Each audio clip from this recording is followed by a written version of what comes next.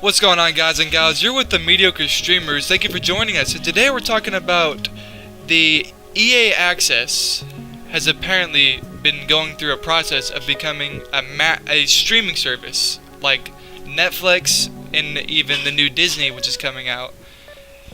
And we were just gonna bring up our opinions of pros and cons, and maybe just what you guys think. So the simple discussion. yeah, what do you think about it, Derek? Just by like hearing about it. Is there any other gaming people that do streaming services? Game-wise? Yes. I don't think so. I think... No? Well... No, I don't think there's any. I'm trying to think. All I can Everyone think has of their is, little subscriptions. Wait, Xbox. Xbox has their own subscription. But even... well, like, for streaming games, to where you don't even have to buy the game? Xbox has the Xbox Pass or whatever it's called, Game Pass, and it gives you like a bunch of... It gives you like maybe a handful of actual games to play, while the rest are like C-listers. So the Xbox is basically... I think you would consider that streaming. When I think streaming, I think like just digitally providing content. But you're paying monthly. Yeah, but... Whereas EA Access... Well, explain how this whole system they're proposing is going to work, and then we can discuss that. Right, so VP of Investor Relations Chris Evenden was interviewed at the Douche Bank Tech Conference. I'm pretty sure I butchered the douche part.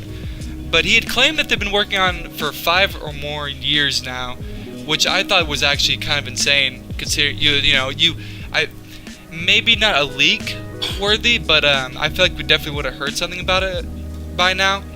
But he had said, quote, "It's inevitable that the gaming entertainment world would move in much the same way that the music and video entertainment would." That's true, because music is doing like that now. Where Yeah, you don't even have to, of course. You don't even have to pay for songs. You just Right, like, Amazon is doing it with its TV, which is... And those little devices. The little devices? Yes, Like, the little devices. what do you mean by The that? ones that you speak into. The Alexa.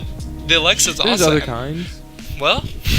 But you know what I'm talking about. Yeah, and this is just like the game version of that. That's not, did GameFly do digital stuff, or was that just... GameFly was only physical. So this is which like... was, of course, going to lead to their downfall. So this is like the first of this kind of digital streaming service for games. Besides Xbox. I think it would be the exact same system as the Xbox Game Pass. And for those who don't know, the Xbox Game Pass is it's the exact same thing as Netflix. You pay, if I remember right, it was $15 a month. Don't quote me on that. I do not know for sure. And you get like I said earlier, a handful of good games like Halo and Payday. And then you get like a bunch of 360 games on there like no one's ever heard of, and I thought it was pretty funny. It's a pretty good deal if you hadn't played any of those games, but to each their own. And Chris Evenden had went on talking about, of course, going back. He said, quote, "Just as you've seen with Spotify and Netflix, they've switched to streaming services. Netflix, obviously everyone knows, gigantic empire now. My God, they get their own movies, TV shows." Well, that's what everyone's doing now. That's kind of the step you take, is once you have the money, you're like, well, we're going to put out original content. Right. Which I wonder if that would be EA's thing. I doubt, because I don't know how much it would... Like, what are the budget for a game compared to a TV show?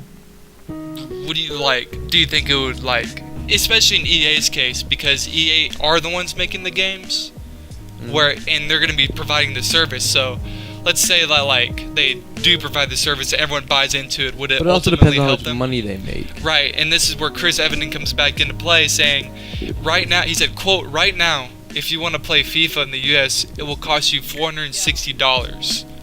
Unquote. And I read that, I was like, what are you talking about? Say the whole thing, because it's not. He's not just talking about FIFA. He's also talking about like right. The console. Exactly. That's exactly what he meant. Paraphrasing, he would bring up you have to buy the console, and that costs you $250, and then you got to buy the game, the subscription.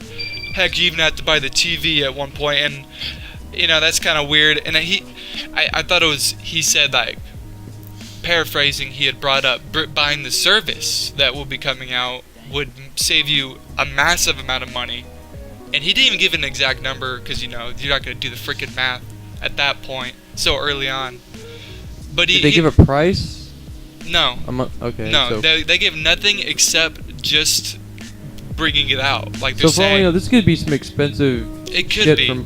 per month, especially since so many people are already doing like all these other streaming Right. services. Right, but there's no one else doing it EA games, and everyone EA's got a But like slice you're of cake putting and that everything. on top of if you do like we pay for Hulu and Netflix. That's almost $20 a month. Mm-hmm. So piling on top of that, a streaming service for games. That's however But much it would they save you charge. money, Like say like I said, they got slices of cake, big fat frosting cake in all areas of the game. They got their sports games, they got their shooters. Well, yeah, that's easy for EA to do because they do Right. have so much. Right. So this is what we're talking about. Would it work for them, or could it work for anybody else? Say they like Bethesda, of course, could not have one because they only have Yeah, they're not.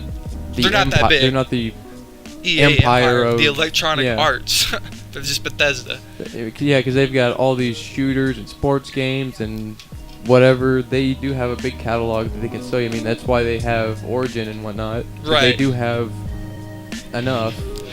Yeah, exactly. And the difference, of course, with this EA, the Origin access and EA access on Xbox is that EA access will save you like a good 10% on their new games, and they have a whole vault of games, is what they call it, their EA vault. And it'll give you, they put, I think, a game in there, their newest game in there, after like a couple months of being out. So their vault right now is huge, consisting of a bunch of nice games. Like I've got my hands on Dragon Age, all the DLC for Battlefield 4, Garden Warfare 2. I know that game's not super popular, but hey, it's it's got good games. Will people pay for this if they release the games the way they do? But think about this. Because what if they sell DLC with this shit? Are people gonna pay Would you buy EA access if they had DLC included? if it was part of it? Yeah. I mean, That's like a deal, Like, oh, Battlefield 1's back then, Battlefield 1's coming out, bro. It's got the season pass, and that's like $150 right there. Or I could pay $10 a month. it's not gonna be $10 a month. You don't think it's gonna be $10 a month? No, fuck no. They ain't paying that much. They ain't gonna. It's EA. They're freaking milking the tit. They're gonna charge you Right. a fair deal, or not fair. They're not gonna. They're gonna charge you a bit. Right. They're gonna nickel and dime For you games for sure. too, games that are like $60 a pop, and especially when they sell all these editions, they can go up to like 120. How would they even get money? How would they're devs gonna- even get money? I mean, they charge so much for the games, especially when they push you to buy their collector editions and ultimate editions and whatever editions. Mhm. They're not gonna charge $10 a month for you Right. to have the access to their whole catalog. They're gonna give you what, like 20, 30? Right. Then that's what I was just thinking of Ubisoft's Assassin's Creed Origins coming out. They're $800 collector's edition. But that's Ubisoft, which I feel like Ubisoft could do a streaming service as well. I Oh, think God. they're like second place to EA. But that's a whole What do you mean in terms of that they would do that? Well, I mean both second place in greed and second place in just like the big enough company. Does Ubisoft have that much of a catalog compared to EA? Assassin's Creed. They have all the Rainbow They're Six. they're Tom coming Clancy games out and with whatnot. stuff. They got a list. They do have a fair amount, but not EA much. Right. So we wanted to ask you guys, what are your opinions on a Netflix-like stream system for EA? Do you think it would work at all, or do you think it would just completely bomb?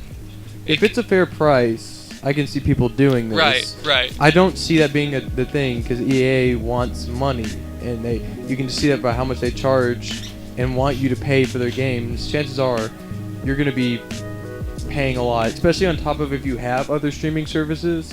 You might as well be buying a game a month, $60 or so. I mean, we'll see. Maybe Yeah, we'll get some I feel like information. price really has a big determination in this. But let us know what you guys think in the comment section below. And remember to rate, comment, subscribe. And this has been Mediocre Streamers, and stay mediocre.